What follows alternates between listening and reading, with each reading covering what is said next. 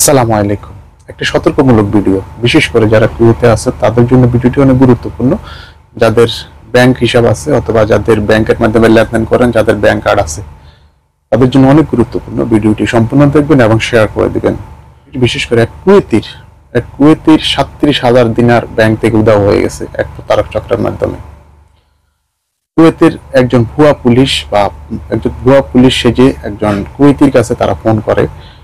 কুয়েতির বয়স হল ৬৯ বছর। এই ৬৯ বছর কুয়েতিকে একজন ভুয়া পুলিশ তাকে ফোন করছে যে তার যে ব্যাংকের অ্যাকাউন্টটা আছে সে ব্যাংকের অ্যাকাউন্টটা নিরাপদ না, তার ব্যাংকের অ্যাকাউন্টটা অন্য কেউ হ্যাক করার চেষ্টা করছে, তাদের কাছে নিউজ আছে। এই জন্য তার কাছে কিছু তথ্য চাইছে যে আপনি যদি তথ্যগুলো সম্পূর্ণভাবে দেন তাহলে আপনার ব্যাংকের অ্যাকাউন্টটি সম্পূর্ণ নিরাপদ থাকবে।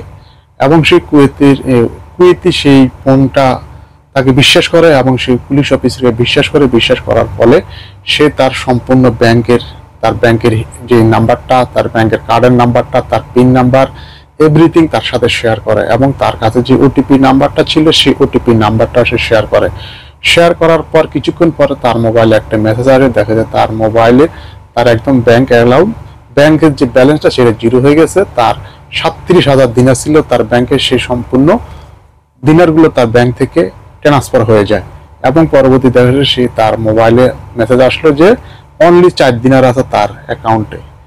তাই আপনারা যারা আপনাদের কুয়েতে ব্যাংক হিসাব আছে, আপনারা কোনো ভুয়া পুলিশের ফোন নাম্বার অথবা দেখা যায় ফোন করলে রিসিভ করবেন না। অনেকে ভিডিও কলে ফোন দেয়, সেই কখনো আপনারা ফোনগুলো রিসিভ করবেন না। আপনাদের সিভিল আইডি নাম্বার, আপনাদের ব্যাংকের নাম্বার কখনো কারোর সাথে শেয়ার করবেন না, কারণ কুয়েতে এ পর্যন্ত কোনো পুলিশ অথবা কেউ আপনার কোনো ব্যাংক হিসাব জানার জন্য, তো ব্যাংক কার্ড জানার জন্য কাউকে ফোন দেয় নাই এবং ফোন দেবেও না। আর এই নিউজটি প্রচার করতে কুয়েত আল আনাব নিউজ কোম্পানি, যেটা আল আনাব নিউজ থেকে এই খবরটা আসছে। তাই সবাইকে সতর্ক করার জন্য এই ভিডিওটি, আপনারা ভিডিওটি শেয়ার করে দেবেন। ভালো লাগলে আমাকে ফলো করবেন এবং কুয়েতের প্রতিনিয়ত ঘটনাগুলো আমি আপনাদেরকে অবশ্যই এই চ্যানেলের মাধ্যমে আপনাদেরকে প্রচার করব।